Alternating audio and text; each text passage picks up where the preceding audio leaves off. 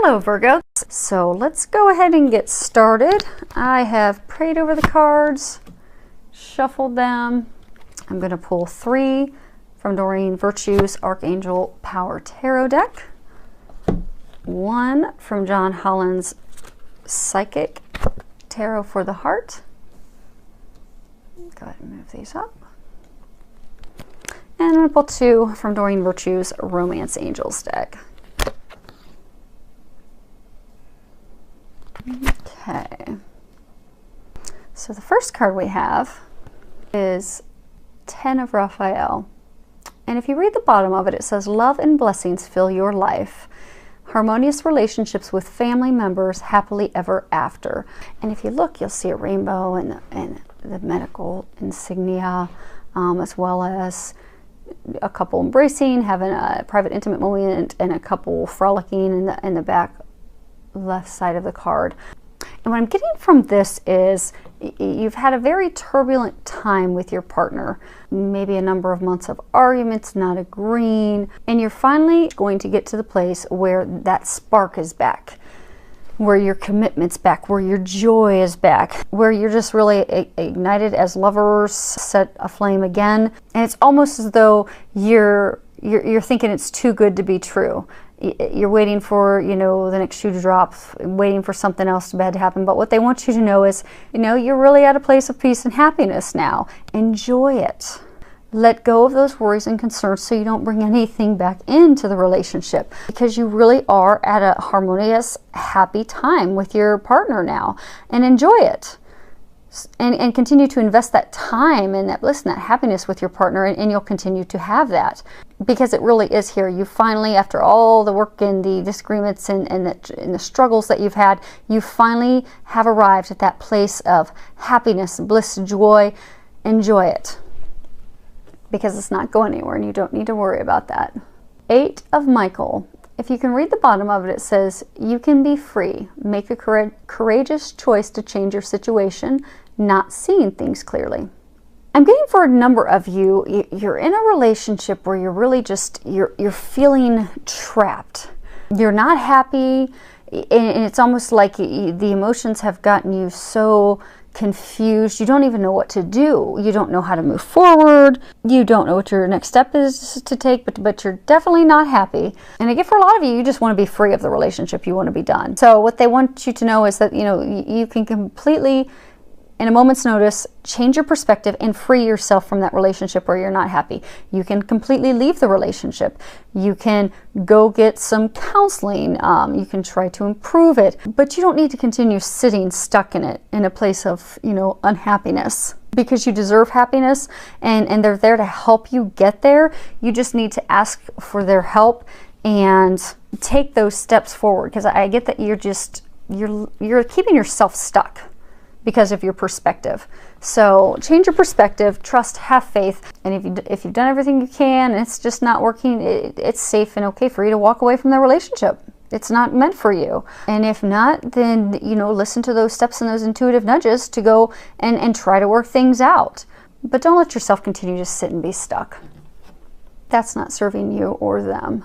And it's only delaying your happiness. Next card we have is 3 of Ariel. Do what you love, a time of great personal growth in your career or artistic endeavors, working with others in a cooperative manner. So what I'm getting with this is there's a number of you, things are just going to be ramping up at work. You're not going to have time for romance, not any time for love. So what they're encouraging you to do is, for those of you that are in a relationship, so it doesn't cause any turmoil or any permanently damaging conflicts, arguments with your partner, is to make it, have those communications with your partner to let them know that you do love them, you do care for them, to make them feel special, let them know that this is out of your control. Because I get, it's almost as though you've started a new job and you're overwhelmed at the new job. You've started your own business venture and you're just having to give it your all to get it up and going. Or you work at a company where there's some new project, new program, new item that they're rolling out, and it just requires to step up the plate and put in a bit of overtime for the next month. So I get that you're just going to be completely focused on work. And for those of you that are single, that's okay. For those of you that are in a partnership, though, just make sure your significant other knows that and understands that, so that doesn't cause you any complications. And I do get that if you have the open communications with them, that they'll understand, but you will need to have those, you know, conversations with them so that they don't think you've just closed up and that there's something, you know, you don't want them thinking that you're upset with them. So have those conversations, all be well, you'll be able to focus on work. Next card is giving and receiving. So what I'm getting is, for a number of you, you're off balance with your partner. Yes, in a perfect world, relationships are 50-50, but we all know that they're not. There's going to be times that you're going to give more than your partner, and there are going to be times that your partner is going to give more than you. But what I get is that you have been at one end of the spectrum for far too long, and it's causing a number of conflicts. For a number of you, I get that you have been giving way too much, and since your partner is not returning that, you're feeling underappreciated. You don't feel that they value you. So what they're encouraging is to rebalance that. And for those of you that are receiving more than you're giving, same thing. So you're making your partner feel unappreciated. So in order to keep the relationship and not cause permanent damage and to jeopardize it, they're encouraging you to get back to a balance of giving and receiving. And for those of you that are, like when you look at this, you'll see the blue kind of stands out. So for those of you that are giving too much, are going to have to initiate that conversation with your partner to let them know how you're not feeling appreciated, how you feel that you're giving and not receiving, and that you can ask for their help when having that conversation. Because it's, you know, most people that are givers are natural givers in their nature. I get that it's going to be a difficult conversation for you, but I get if you ask for help, ask your angels for help, they will help you with that conversation and there will be a positive outcome in it. And then the yellow stands out for those of you that have been just receiving things left and right and just loving having this person dote on you and give you things and just take care of everything for you. It's time for you to give back to them.